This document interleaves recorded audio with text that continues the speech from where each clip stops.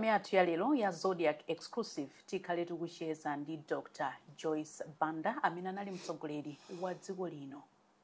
Takulandirani Your Excellency. Zikomo. 2020. Feso takulandirani. Tathokoza kwambiri. Chaka cha 2024 chinali chotani kwa inu? Kwa ine chaka cha 2024 chinali chotsakanikirana. Zabwino ndi zowawa mmwemo. Zowawa zinabweresa kuti ndigwire ntchito kwambiri makamaka kwa ine zowawa ndi mavuto amene anaona Malawi kunoko. Cyclone Freddy 5 times back to back, 4 or 5 times. Anthu anapezana ndi chipinjo choti nyumba kutengedwa ndi madzi, zakudya kukhala alibe. Sopano ine zoterozo sizimatheka kuti zichitike muziko la kwathu ine osakhala involved. Ndiye kuti chaka chichi chinali cha busy koma sopanonso chaka chimenechi ndi chimene ndinasankhidwa ku makomiti ambiri kunjaku. Monga makomiti awiri amene anandikazikaso busy yoyambirira ndikuti ndina advisor mwezi wa 25 amene timachita advise President Aliyev wa ku Azerbaijan. Chifukwa ndi amene anachita host COP29. Ndiye anandisankha kukhala nawo pamene pacha ndiye munthu wokhala ngati wachikudanga nalipo ndekha. Ndiye kuti for me imene ndi challenge yokuti isachitise manyazi mtundu wanga. Ndiye ndimayendayendanso kwambiri. Pokapanga zimenezo koma chachiwiri ndinali so busy chifukwa ndinasankhidwa kukhala pana African champion for climate justice, loss and damage. Imene ndi yaitali khani imene yoyo ndiyo wawanso koma mwina tipeza mwayi kuti tikambirane koma chifukwa cha makomiti amene ndinasankhidwa ndinayenda kwambiri komanso muno Malawi ndinayenda kwambiri ndagwira ntchito. Nde 2024 ya ineyo. Nanga zowawa mwati nali ndikunena zowawa zimene naona anthu. Zowawa zimene naona anthu kuti mavuto anakaka kwambiri. Nyumba zawo zagwa, alibe pokhala, zakudya alibe, chumanso sichikuenda bwino.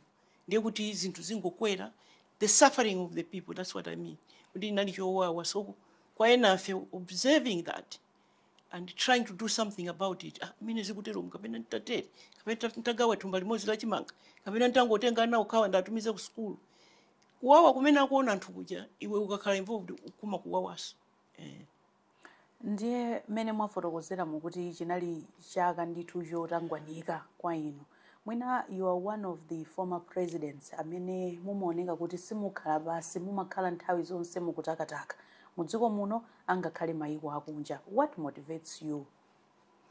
What motivates me kapena nene pachizungu kuti I've always known that I was destined to work, to do a lot of things. But ndikale kamene ndinapemphera kwa Mulungu kupempha nzeru.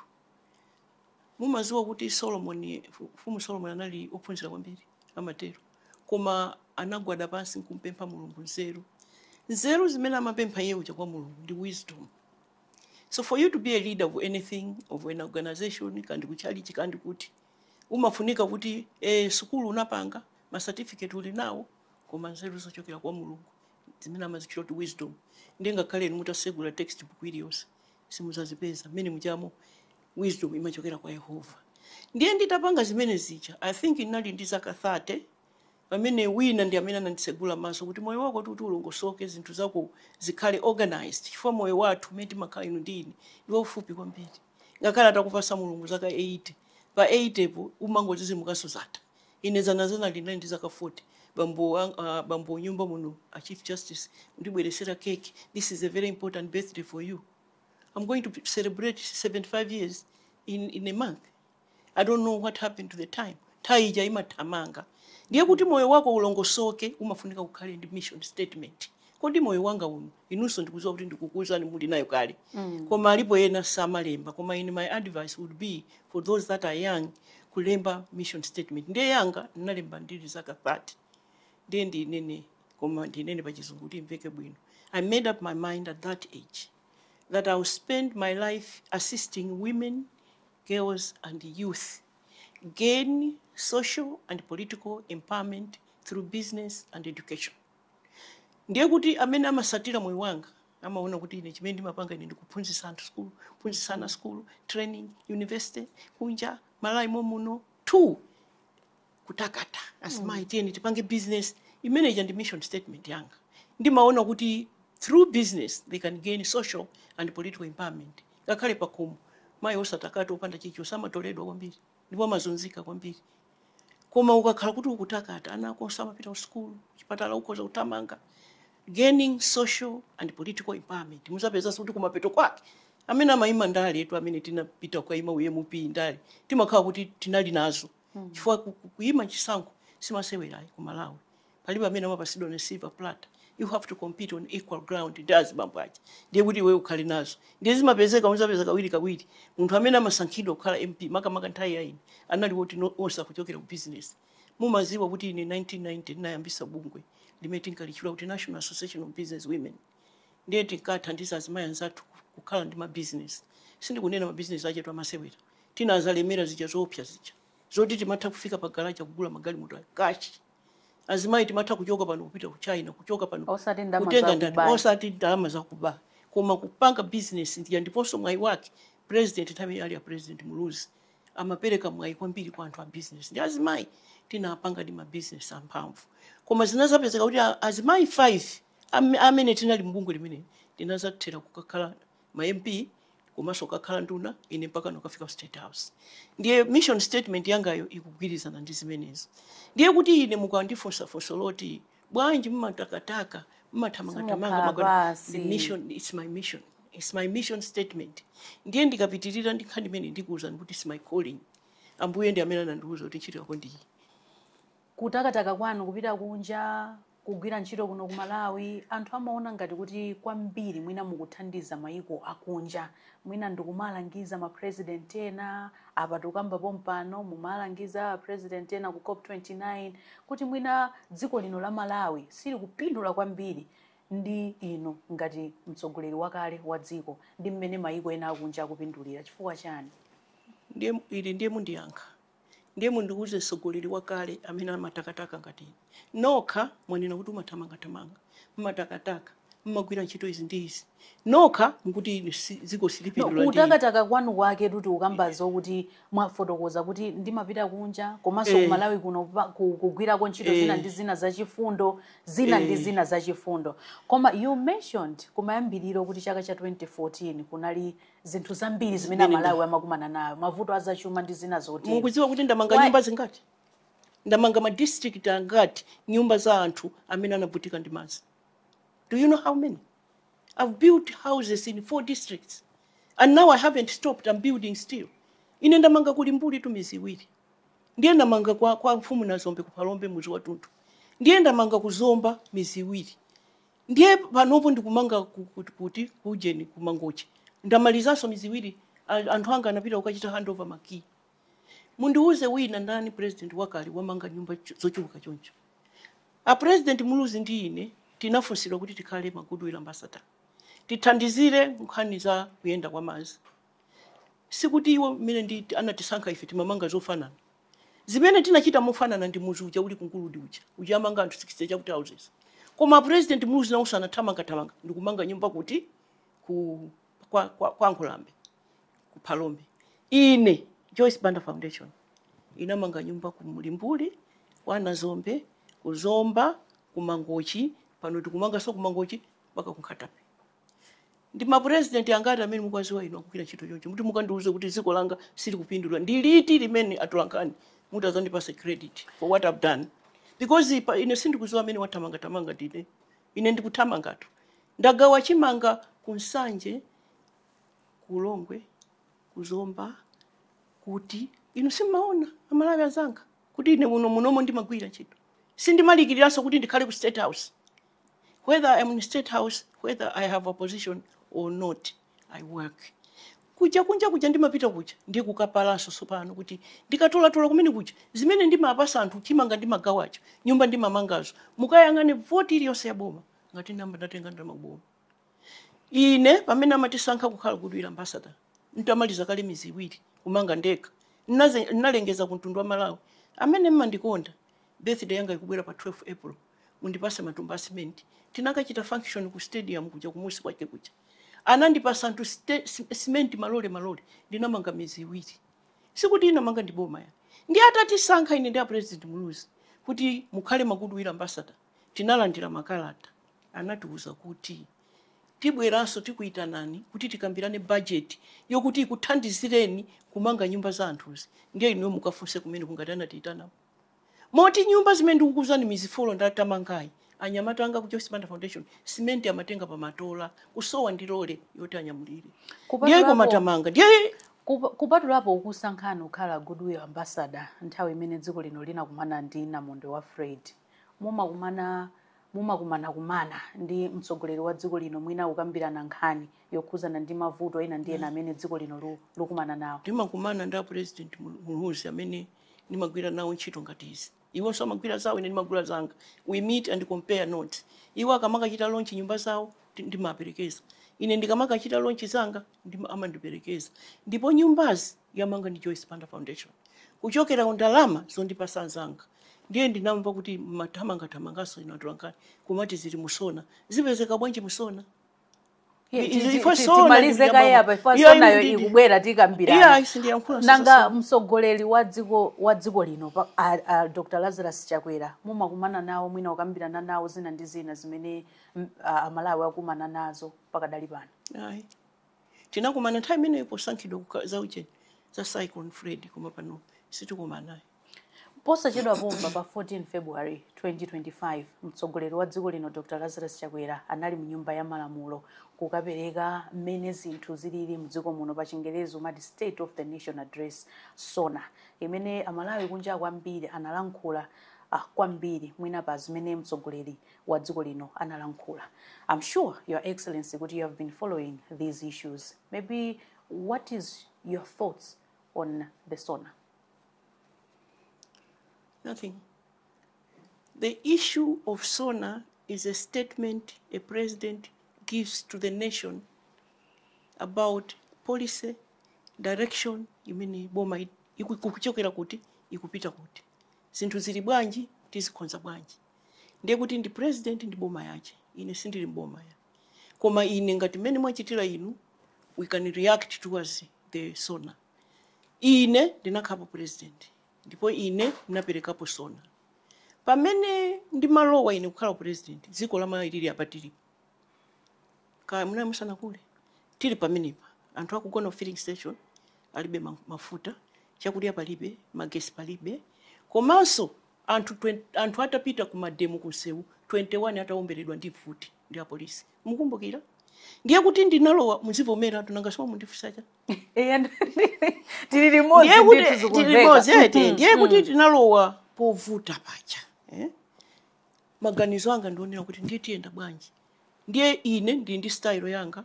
A president Chakwera ndi style yawo koma a president ali dziko lino lili apa kumasana lowe lili apa. Ine nalowa lili apa. Ndiye kuti maganizo ako munthu ngati sogolerizi sopano tiyende bwanji kupita chitsogolo. Ndiye pali zambiri zimene napanga ine kuti tichoke pa mavuto pacha. Ndiye SONA ya ine inalionena kuti Amalawi anzanga imananeni tili pakuti zikuti chonchi zimene ndapeza ine. Koma kuti zilongosoke ndiitana anthu inclusive dialogue at Kopola Lodge. 3 days. Mafumu, professional, ifandale, tinatsekerana kumeneko. My wish was at the end of that to draw an economic recovery plan. Economic recovery plan inatenga 5 sectors. Nanga sindi mayanga na kuti ndi 2 years to go. Ndiye 2 years iyi ndizaonese kuti pamene ndinakhala 2 years ndinapanga izi ndizi. Ndiye tinasankha ulimi, tinasankha migodi, tinasankha magesi, pamuza magesi, tinasankha misewu, infrastructure, ndiye tinasankha kukopa alendo. Ndiye ndinalonjeza Amalawi kuti 5 izizi. Tikamaza tuluka, muzakhala muli ndi ma project atatu omalizika. Mmenemu ena ngati magesi amizi anaposa 23 centers electrified. Ndiye ine SONA yanga ndiye kuti iyenda choncho. Tapeza zili chonchi, koma kuti tipeze chakudya tatere koma kuti sopano tichite produce more titere so maganizo mukandifunsa kuti what is your attitude about this SONA is different from mene ndamvera. This SONA was the president was taking stock of his achievements. I was giving my statement in 2013 of the policies and the plans and the solutions to our problems going forward. So that is the difference. Moti mene mwafotokozera mukuti kusiyana kwake muchichewa mwina amalawi amve bwinobwino mwati nkokuti a president afotokoza kuti boma lawo lachita zotani muzakafoza pitazi ndi ine inaliyotija kuti amalawi anzanga ntchito ija ndi mwandipasa sikutiso naziwa kuti ndikhala pano president koma tawalandira ngozi ndiye ndakhala president chifukwa president athu anatisiya. Mene ndabwera mukuziwa kuti tinalipo vuta, mafuta tinalibe, magesi tinalibe, chakudya panalibe, mankhwala panalibe. Ndiye kuti zimenezi kupita chitsogolo kuti zitheke tipange solve takonza izi ndizi. Ndaitana mafumu ndantika kumane kunkopola lodge. Kumene kuja tikakhale chipinda chomata. Kumene kuja tikapangani program yo ifatika ngoti tiye kumangothamanga zikhala zachisawawa.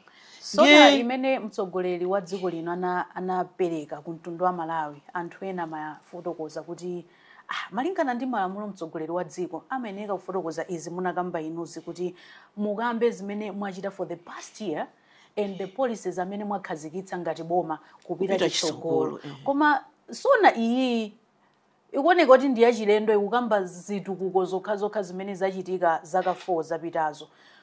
Do you think that this was a campaign SONA? So no, so I wasn't even in the country. So I have no opinion on that. Or I was just telling you my understanding of a SONA. So I would have expected chiyembekezo yanga chikanaka yuti a president azikuuza nikuti mjana bwerera mjanati nzapanga izi ndienda panga. Koma kupita chitsogolo kwa salako ndi mwakuti ndiye SONA imene akanapereka iwo ndiyenga mene mukunenera inu inali chonchodi. Whether it was correct or not, zimene zinachulidwa menemo, that's another issue. Koma ndikunena imene ninapereka in 2013 ndiye kuti ndikunena zimene tachite. Ya 2012 ndikunena zimene tachite kupita chitsogolo ndiye kuti kumapeto kwake anthu aja amatenga no stock kuti uyu sanati kodi ndiye wachita. Sanati ayika magesi ndiye wayika. Sanati apanga misewu ndiye wapanga. Chuma cha dziko lino mukuona kuti chikuyenda bwanji your excellency?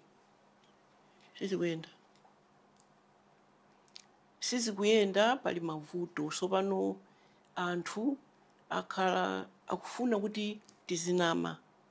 Ukatusaname ndiye kumakutukwana. Ine ndilolere bwanja nditukwana anthu. Sizi kuyenda chifukwa chakuti nanga sitonse tikuona. Chibadwire chathu nanga kwa chainamba yafika paka $5,000 imozi sizinachitikepo. Zinthu zinamba zakwera katatu pasiku sizinachitikepo. Ine mene ndinkalowa sugar atakwera paka alipo 1,000 nasitsa paka na sugar janatsika zimathekaso. Ndipo apatiripa ndikoza uchokapo.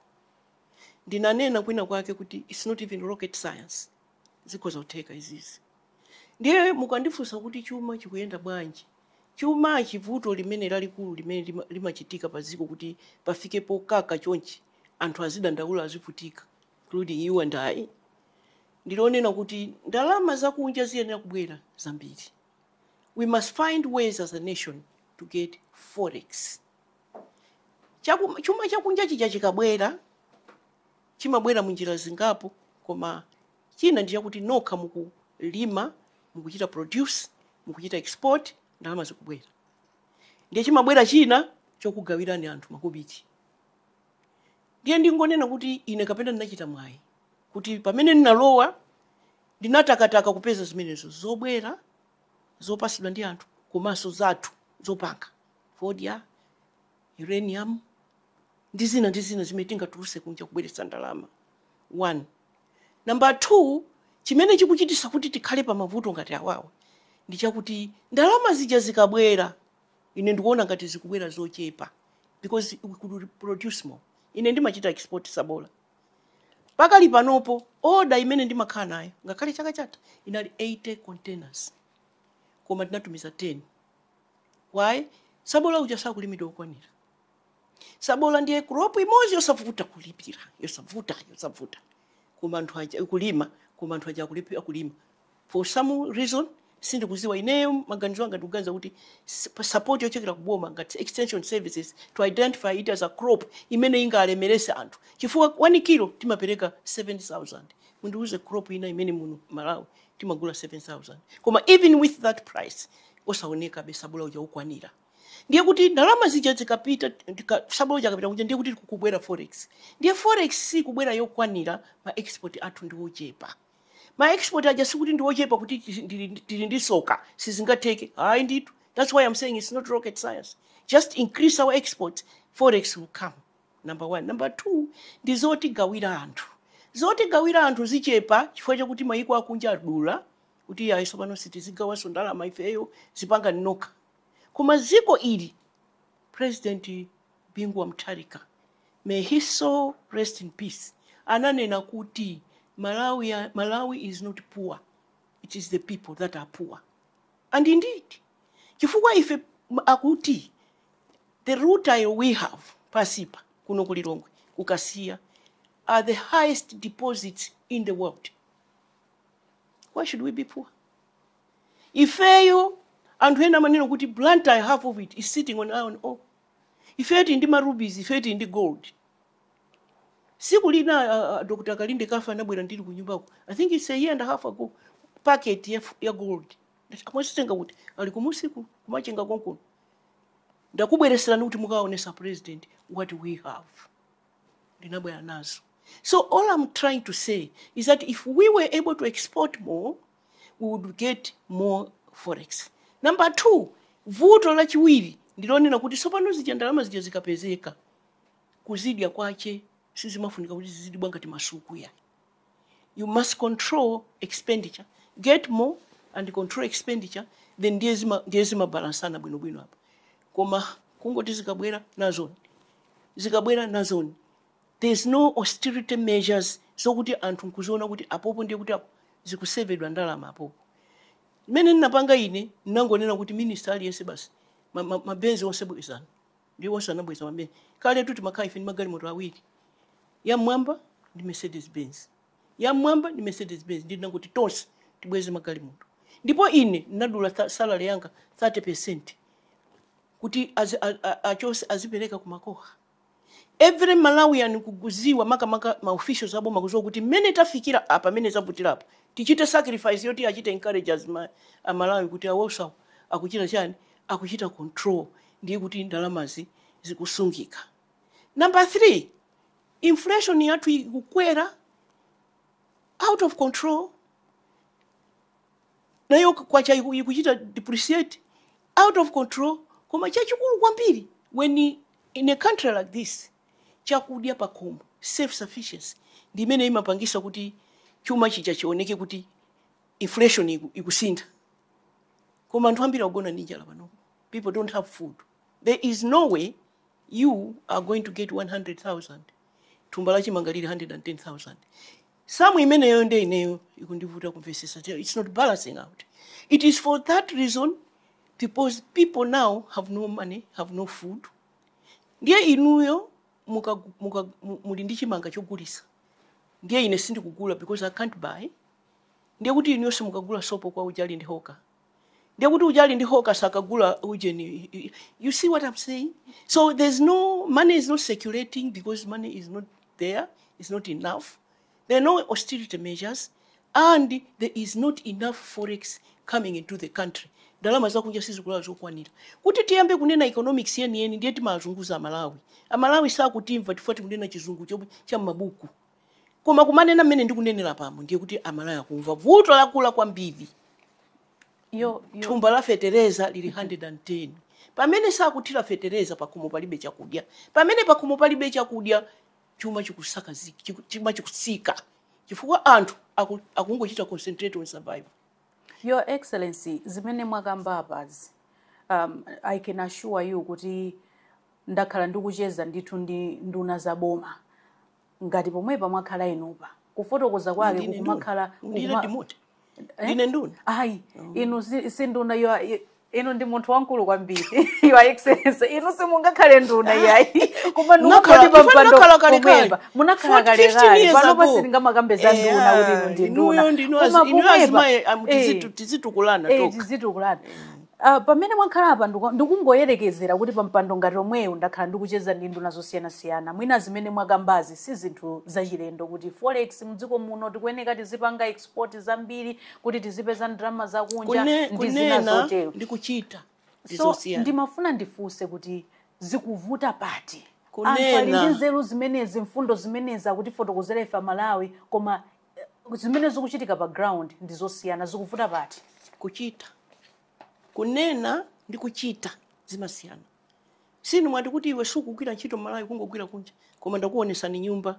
ndakuwuzani zimene ndapanga mwayankasa fo mwaziwa kuti ndikuchita mukamachita umakhala umboni wako kuti ukuyesesa ukupanga anthu akuona zintchito zicha ndi amene mmakamba nawo amene ayenera kuti thandiza ife kuti zinthu zisinde akuchita kapena mangokuyankhulisa ninu kapena akuchita inuyo mumakhala do you ever get satisfied ngati inende am not kuti kodi ma measures ochitira kuti apapa tichimike chumachi tichikwire zikuchitika akutiuzatu kuti kuli ma mega farm kuchitika ma mega farm kunjako sinuyo nomwenu paucheni pa program pano pomwe pamanena kuti ma mega farm ang'ono inu munayiona mega farm yaing'ono what is that we need to understand what we are trying to do ma mega farm wali kutiko ma mega farm achitidwa institute kumene this is a program and this is the manifesto ya Saulos Chilima may his soul rest in peace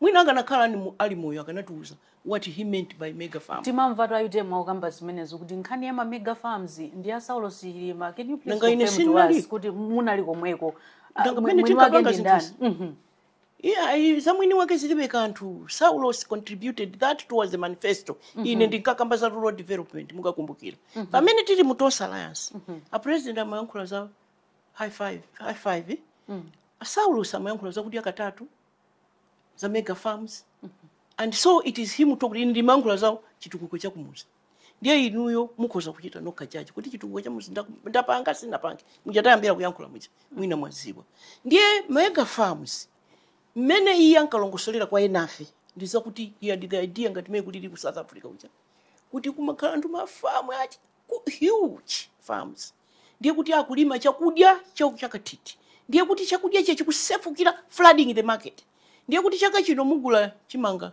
10 kwacha chaka chamaso chizakhala 10 kwacha china chonse chizakhala 10 kwacha for production ikutani ili stable ili constant chikubwera chokwanira kuti niwe mungandithandize kundiuza kuti amene mmakana kumakukambirani kuti amene mukutiwa kuti zikuchitika kuti green belt what happened to green belt where is green belt for green belt ikanakhala ikuchita produce zakudya zokwanira muno Malawi ndiye kuti ife amene tikulima mmizimu tibwezi kungochita ngati kuonjezera munthu uja akuziwa kuti chipanga changa chitakolola chikati chisakwani ndipita pa Admark ndikagula kuti Admark ilipo so ine ndikudabwa kuti inunso mukudabwa it is kuyankhula ndikwina kuchita ndikwina ndiye panopo vuto limene lili ife tikudabwa nawo iyo inuso mukunena kuti ndikamayankhula ndikudabwa kuti amandiuza kuti koma nanga bwanji sisi kuchitika that's what I mean kuti mukudabwa pamenepo ndiye ndikuti mukudabwa bwanji chifukwa ife tikudziwa kuti kuno kunayenera kukhala green belt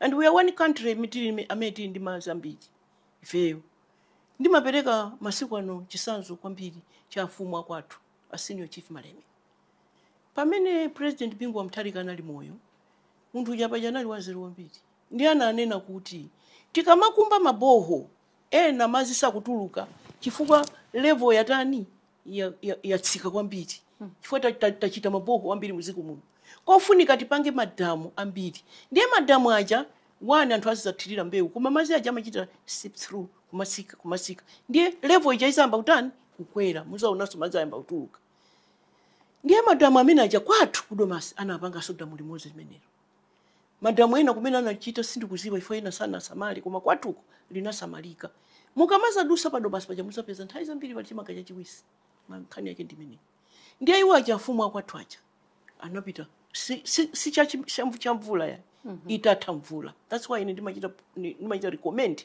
2 crops a year. Anakafeza minda ija kumene kuchako yoti anthu akolola kuchita haya ndikumakapala madzi mudamu muja ndikumathirira.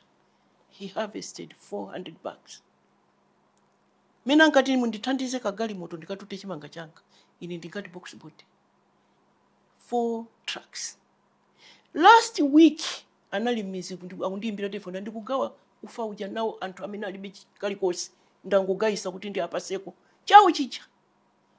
When we are all empowered, we shall share and we shall have food. Koma tili ndikuthekera kuti tikhoza kulima chakudya. Mwakamba nkhani ya mega farms imene ndikukhulupirira zokuti ndimene yagwiranso economy yathu kuti pamene tikulima zambiri tikutumiza kunja zambiri forex kubwera chuma chikuyenda ndimene mwafotokozeramo. Saulos Chilima malemu Saulos Chilima mzimu wawo use mumtendere ndamene anabweretsa idea imene ankakufotokozerani muli kutonseko. Should we say that this government has failed to implement the vision that Dr. Saulos Chilima had? No, we are not at that point yet where we can judge the failure on that one. Chifukwa chaka chimene ayamba kuyankhula za mega farms ndi chatachi. Chimanga chache chimene ali manthu ndi chichi chili mundachi. For us to know whether mega farms has worked or not. Chaka cha anthu anapindulaso. Ma mega farms amachitika ndithu chaka chatachi. Inamene ndaona kuti 2024 2025. Inamene ndaona kuti anthu ambiri 2024 25 ndi ichi chili mundachi. Yeah, apart to mukunena 2023 2024. Yeah, 2023 2024. That I didn't follow. Chimene ndikusatira ine ndi chichi. Because anthu ambiri apanga alima under that program. Now we shall be able to judge when they harvest. Did they use the inputs wisely? Did they waste them? Were they targeted kwa anthu oti alimadi, or were they given on political basis? Was there any nepotism involved? Was it real? Ndiye zizaoneka somano akazakolola anthu. Koma chaka chimene ndaona kuti ine boma ya ikapo ntima kwambiri ndikumane ndipamene ndikuseka pakuti wina nkati tapanga ma mega farm ang'ono ambiri. I don't know how a mega farm can be ing'ono. So but anthu ambiri ine ndikuona ngati alima chaka chino tiona chaka chino for problem yaikulu ija nkhani limanena ya chuma ichi ndiye kuti because when people don't produce enough then the country has no food. Kwa ino your excellency tikamakamba za mega farm ndiye kuti kweneka ikhale ma hectares angati kuyambira ma hectares angati kumapita mmwambamo. Ine ndimaganiza kuti 50 and above. 50 and above. 50 hectares. Yeah, 50 hectares chimanga chokachoka and above. Ndiye taona amene analima naona anduna amalimidwa akuyendera munda wa Buchiri ndiye naona akuyenderanso munda kaya wandani imaoneka kuti anthu alima chakuti chimanga chambiri. Yeah. Tibwere pa nkhani ya ma austerity measures. Munakamba pa mfundo zitatu inaso inabwera ya ma austerity measures kuti discipline kuti kodi ndalama zimene tikupezasi tikuzigwiritsa ntchito bwanji. For the past 5 years mutaukambapo zotani kumbali ya kugwiritsa ntchito ndalama zimene tikupeza zochepa moyenereka kukhala discipline pakugwiritsa ntchito ndalama za boma. Inetu sindikudziwa zimene zikupangika mkatimo. I may not know, but what I can talk about chimene ndimaonera ndi travel. Fa siku lina ndinafika pa Ethiopia. Fa ine sindimayenda upanda akumene nditana kuja kunditumizira tiketi. Ndiye amanditumizira tiketi. Ndiye ndimapita. Usually ulendo wanga ndimazera ku Addis Ababa. Ndinapeza mu lounge a president kuno alengeza kuti anthu asayendeso. Koma ndinapeza mu lounge mumutazaza mpaka natipasa mabasi awiri. Popita kokwera ndege kucha. Ndiye kuti kuyenda kumeneko kumachitisa so wastage. Munadzadza ndi ndani mmene Malawi itu. I'm talking about Malawi. Akulu aboma. Malawians. Musanditengereni kuti pano tizikamba za masewera za michedo ya. Mama I'm talking about Malawi. We should be accurate tidziwe kuti Malawi. Chifukwa alipa Malawi ena kuti mwina akungopita ya Malawi chabe sakugwirizana ndi aboma sakugwira ntchito mboma. Ogwira ntchito mboma. Ogwira ntchito mboma. Ndiye kuti ndalama ndi za boma. I will tell you an experience imene yandiopsa ine kwambiri. Ine ndinapita ku ulendo kuchipatala ku South Africa. Ndiye kuti kumene kuja andipase munthu asilikaliwo amandipasa munthu ondiperekeza. That's my entitlement ngati security.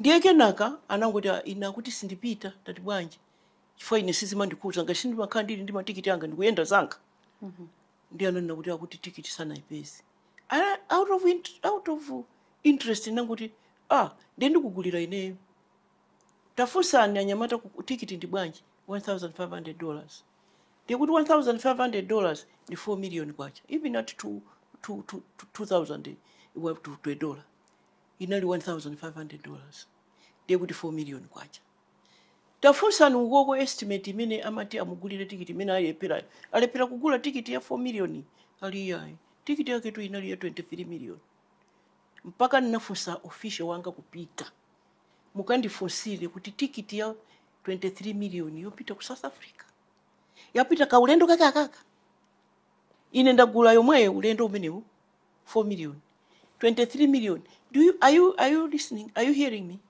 Kuti that kind of wastage that you cannot explain ndinapempha kuti ndithandizeni mundizongosolere how you came about this number paka lero sinalandire yankho 23 million 23 million tikiti kupita ndokubwerera kupita I think ndimapita mazera Sierra Leone and come back 23 million ineyo kugula ifana napita naye nagula ineyo tikiti pa 4 million inakwana bilini yes so how do you explain that? So when I'm saying that austerity measures ndiya kuti ngakhale ukakhala president anzako ena sakhoza kuchita let down chifukwa kumeneko ndikulichita let down ziko ndikumuchita let down president wakupasa nichito chifukwa pamenepo ndiye kuti wina wache amafuna kutola po kanthu moti zinthu mdziko zimatha kumachitika moteremu ngati mtsogoleri wa dziko osadziwa ndiye zambiri and you know kumene kuja ndikumandatu ku state house ndikumanda umene kuje ku prison kwina kwache kumanda kwina kwake because once you are inside there if it is not your member of the family then the only person that can see you is your staff. So if your staff ngatali ngogodi kuti akufuna iweyo uzingodalira osati wina koma iyeyo azingokunamiza iwe sopana akakunamiza kuteroko nditu ndiye mutango ndipasa jeni nikoza ungothamanga kupanga ndiye inu ndango dada akhoza kumakunamiza iweyo ndikumakhala kuti in the end iweyo ndikumaoneka upepera ifo sumaziwa akhoza kumaba mwakatiti iwe usaziwa. That is why every government in Malawi yapezeka kuti it's mad with the corruption. Each government kuyambira education corruption ya entire president Mulusi ndikuzalowa president Bingu Mutharika ndikuzalowa Joyce Pan ndikuzalowa president Peter Mutharika ndikuzafika lero. You will never know how much of that person knows. For kunja kundezi kutakata kuthamanga anthu akupanga zimezicha. At the end of the day you don't know. What matters, as I've always said, is what this president does when they discover kuti anthu mandipanga chipongo ichi. Ndiye ukakhala kuti liben you want to take a risk umamanga. Ndiye amakuchita kuti ndiye mukandimanga ndikuchula kuti nakupasani ni kuti undichule. Because if you didn't give me, there's nowhere I am going. I will not even go to any prison or any police. Kuma iwe ndikumanga. Because it happens that they kungo kutsekera mene muja iwe ndikumapanga zimene akufuna. Every government that has come and gone. That's why Kamuzu kungo kugwira sikuti samabata mene. Koma mati akangogwira munthu uja 13 years. Inali beso kuti kukakhala ku court kuja kumachita milandu mpaka na 1 month 2 years. Ukangoti unaba 100,000 13 years. That's why anthu sankatenga kawiri ukatenga ndiye kuti upita akumanga. Talking about nkhani ya corruption, Your Excellency, mdziko muno mmene mwakhala mukuonera komanso inu munayamba kalekale ndale mmene tachezera muja munakhala MP, munakhala nduna, munakhala vice president mpaka nandikufika ndithu pokhala mtsogoleri wa dziko kwa zaka ziwiri. Have you ever seen that courageous president omathana ndi Katangale mmene mwafotokozera kumapetopeto? Mwaiwala kuti ndinamanga 72. You forgotten? Ndinamanga 72 zinatha bwanji. Sometimes my leaders akoza kuchita hesitate kuti mwina aziko bananga ine sindimaziwa amatenga nanga ine ntani chifukwa when you do tackle corruption it's not easy. You're fighting very powerful people and they have a lot of money and they can smear that back onto you. So people then don't know. So what I did myself, after doing that, I made sure that I put together an international team of lawyers to clear my name. From Interpol to everybody, to everywhere else. Why? Because it's necessary. Kuti ifeyo masogoleri. Osaopa. Tackle it. Kwa manga. Chifua ndikunenera izi chifua pali ina 230 billion. Mkuikumbukira. Inachitidwa so forensic audit. Pali mafailo 16. Ofufusa antu aja kudikira kuti apite ku court amangidwe. Angoenda ifena fetima aziwa. Wango yangana.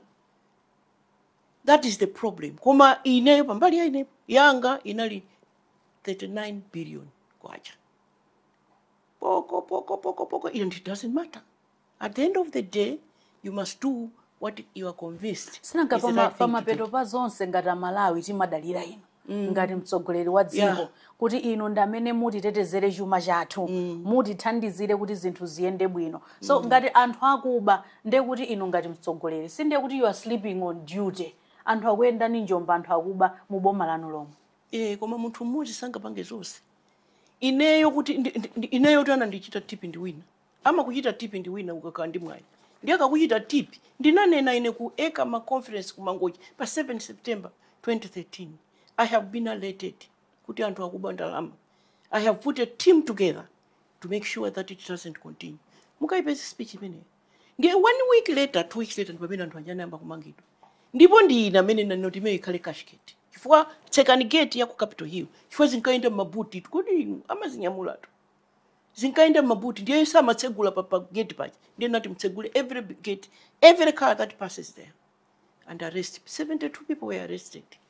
So people can make an effort. It's not easy. Chifukwa anthu aja nauso ndiye amakhala atayima nawo majeke kuti iwe sunga timange. Ndiponso ukantimanga ndikuchula iwe. Unayankhula nawo adjustment umaziwa nanga wachuliranje. Koma iweyo ungonena kuti chichitike. Thank God I'm married to a fine lawyer, one of the finest this country has produced. Ndiye amene anandiuza kuti if you want to arrest them, go ahead. And if they threaten you kuti tikuchula iweyo wauze kuti mundichule. Because if you didn't do it, you shall never go to jail. Moti simuona ndalama zikubwera ena mati ayi tinakupasani your excellency ndalama zimezo and you. Ndiye zimene amanenazo kuti ndikuchula nena kuti ndinakupasani. Sanga kupasa. And I want you to know, and I think I must say this. Muziziwa kuti nduna sizimasaina cheke. Chifukwa nthawi zina mazitukwana so nduna kuti zikuba ndalama mboma. Ayenera kuti andi njira zache zimene akubera. Koma office ya boma imalandira ndalama jamati ORT. Zochekera account number 1. Zoendesera ntchito ya office mucha.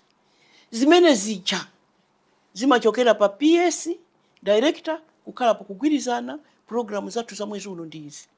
Ndikufuna mufufuze ngati minister aliyense anasaina po cheki. Let alone president ndiye samaziwa ndiku. Komanso nkhale minister samaziwa. Ndiponso akakhala wina woti akufuna akhale noze kuti nanga ministry siyanga. Ndiye samaziwa ndalama mezi kubwerera mezi kuyendera. Amakumana naso. Anthu kumalawi kuno amaupanga ni connect your excellency makamaka boma lanu ndi kuti kunali Katangale wamkulu kwambiri. Limene linalibe kunalibe Katangale ndiliti mulitchule. Komano kuti Cashgate anatuluka mboma lanu mene mwafotokozera pa kuti anapitirira ndinapereka ndine. Enanso amaganiza kunjako kuti mwina 2014 mwina zinavuta kuti mupambane mpando wa mtsogoleri. Chifukwa cha nkhani ya Cashgate. Tibwerere kumeneko. Nkhani ya Cashgate mwachita bwino kufunsa ndi funso labwino. Sindalongosola kale. Kuti ine ndazalowa mboma a president Bingu wa Mutharika atalowa kale. Atakhala zaka zitatu. Kumene kuja kumabedwa ndalama. Ndipo a president Bingu wa Mutharika anamangapo anthu ena chifukwa serikali wina anapezeka ndi 400 million kwa account kwake. Pamene akuchoka president Bingu wa Mutharika ine sindikuziwa kalikonse kuti zinthu zicha zikupitirira ndipo zakulano. Kotero kuti pamene ndi panopo ndili ndi kalata imene governor wa Reserve Bank analemba kwa president February 2012 ndisanalowa president kuti a president ndachita discover kuti anthu akuba ndalama, and the president commented, I'll do something about it. Fast forward a few weeks later, he passed away. Now ndakuuzani apapa, but you've closed up. You don't want to have that thinking. Kuti ndiye panthawi imeneyo there's a forensic audit ya 230 billion. That 230 billion is not during my time. It is before me. It is nthawi imene iya President Bingu wa Mutharika. Ili ndi forensic audit. Ili ndi report yake. Ili ndi 16 files ready for prosecution. You Malawians have deliberately looked the other way. You don't want to persist. You don't want to force that report to come out. Kuti anthu amene ajamangidwe. Forensic audit. President wakuti muna ino. Amaitana British Titantizeni. Bweresana anthu apange bekatire. Apange forensic audit in my government during my time. Ukuziwa kuti umama. Ine naitana akubekatire abwere. Pangani forensic audit. Ndikufuna ndiziwe amene amasokoneza ndalamazi. Ndiye atabwera anthu aja anazapanga forensic audit. Ndikumene supanote inu akuchula. Andu 72 aja anamangidwa after the Bekatire report. Ndiye inuyo mupite mukayangane Bekatire. It's a public document, is online. Ine sana ndichulemu. Ndiye inu mukundichula. Ine sana ndichulemu. That is why ndimakuuzani paja kuti ma president ena amachita hesitate. Kuti ndiduse muchamu. Because you're trying to do the right thing. You want to take risks. You want to arrest thieves. You want to make sure that government money is not stolen. Pambuyo paka kunena ndiwa amene. Koma ineyo ndi pamene ndimakuuzani paja kuti I am married to a fine lawyer. Nandiuza kuti ngati suna tenge. Manga anthu. Nkhani inabwera pamene timakamba za chuma mdziko muno kuti kodi chikuyenda bwanji. Tofuna tibwerere mbuyo pang'ono kuti nthawi imene munkalowa mboma 2012 kunali mavuto ambiri mdziko muno azachuma, kusowa kwa ndalama zakunja komanso fuel, anthu amakhala ndithu pa line kufuna mafuta, amagona konko, ena kuti akufuna athire mafuta agalimoto. Inu munathana nazo bwanji within a year kupezeka kuti zinthu mdziko zasintha, mafuta akupezeka komanso forex ikupezeka? Ndiye ndiyambire paja tinali paja kuthesa katangale. Kuthesa kai katangale. Kuchita make sure that nobody is stealing. Number one. Number two, mafuta, you must be decisive. Inu mukhoza kukhala ndi banja lanu ndi ananu chakudya palibe. Ndiye koma mukufuna chogula chokha. Koma wina abweresa chakudya kuti ine chakudya chimenecho inu musalandire yayi.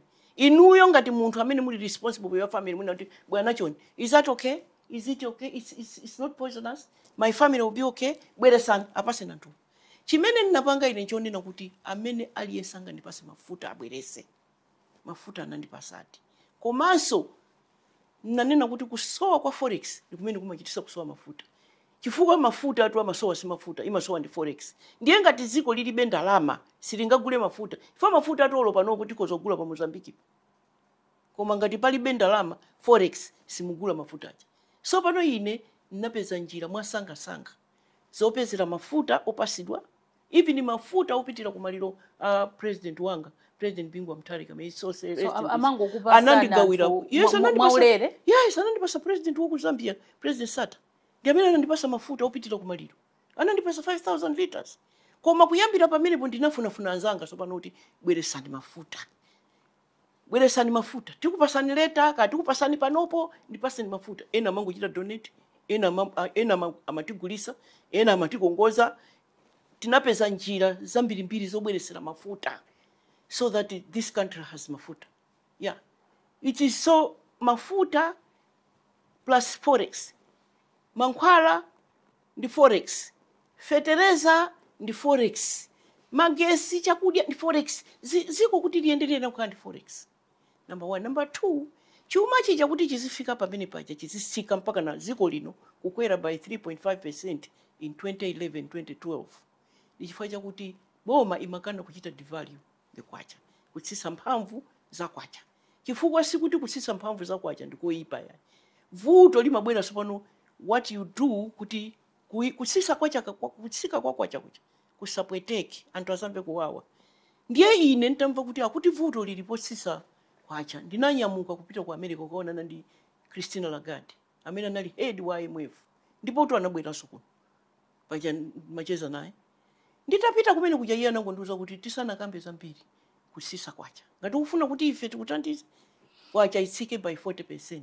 Ndiye ndimamva ena amandinena mwachipongwe mona kuti kuipa kwacha kwa Joyce kunkonda kumvera Joyce Banda kunkonda kumvera zazungu ya iyi chifukwa nthawi manager ndi mumalankhula Your Excellency mukabwera mangoti azungu akuti mpaka nati mati mukabwera timangoti Your Excellency ayambapo azungu akuti mumvera kwambiri zazo ndipo musazanenenso zimenezi azungu amamvera ine ndimamvera za azungu amamvera za ine mwamva nanga ndikhala bwanja advisor wa azungu pamene sakumva zonena za ine inetu musamangondona chonchi kunja kwa imata so sikuti azungu akuti iyo kuti ndiye kuti ine ndakukhala mutu mwanga mopanda kanthu iya.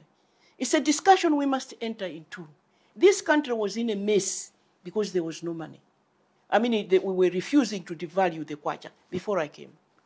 Azungu akuti, that's IMF. Ndiye nena kunena mwaonena kuti amalawi anzanga amve. Ndikamati IMF ayamba kuti ana akuti chani. Koma azungu kumene napita kucha akuti tisise ndalama zimphamvu ndi 47%. Ndiye ine ntabwera kuno kuchita devalue ndi 47%. 100 days tinakweza tinapanga nsalu yokondwerera kuti chuma chatembenuka. It is not the devaluation of the kwacha, it is what you do alongside the devaluation that matters. Ndiye ine kumene kucha atandiuza kuti chita devalue nauza kuti ndiye mundipase ndalama kuti tikamaka panga rebuild the economy anthu akwathu asakamve kupweteka. Chifukwa kupweteka tikumva pano ndi ma devaluation ndikuna. Ndiye ine anandipasa $50 million a World Bank. Kubwera kuno ndikumapanga maganyo amizi acha ndikumalima kasewu. Ndipo tikangoti pakati alambulani pano ndi apo kuti angochita field that worked for it. Ndikumapasa makobiri. Makobiri amene acha akukagula chimanga. Anthu odana ndi ine amapita kumakauza kuti mwamuona ogwesa kwacha. A president akala makana kugwesa kwacha. Mwamuona muvutika ali atiuza kuti zili ngati mwana watentha thupi. Ndiye dokota akuti Timbai Jackson iwe ukuziwa kuti mwana wanga ngati chembere amva kupweteka koma mutu mwako ukuziwa kuti akabaidwa azizira thupi achira. Ndi zimene ndikufuna amalawi anzanga muime nani. You know the leadership, it is what you do. In my case is two things. Number one, the attributes of a good leader. Joyce Banda of Malawi said that the attributes of a good leader is the ability to assemble a good team and to know that they can know better than you. Ndiye ine ndinasonkanisa team yema expert timakuma na every fortnight State House ali Malawi muno anthu ake amene ananithandiza. Number 2, kuphunzira kuyankhula nawo amalawi ndi anthu ozindikira ngakhala amene sanapange school ukalongosolera zimene ndakulongosani za Jackson izo mmene amapita anthu aja mwamuona wagwesa kwacha ali atiuza kuti ngati Jackson mwana achira.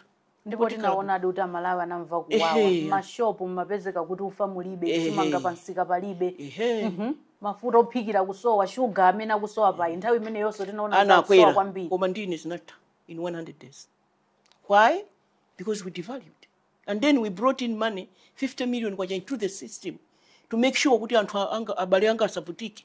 Komanso pamene tikupanga zimene zicha anthu akubweresa ma dollars akulowa aid forex aid exports zikutuluka Malawi muno. Mmene timazazindikira chuma chija chakonzeka inu mungandichite challenge ine.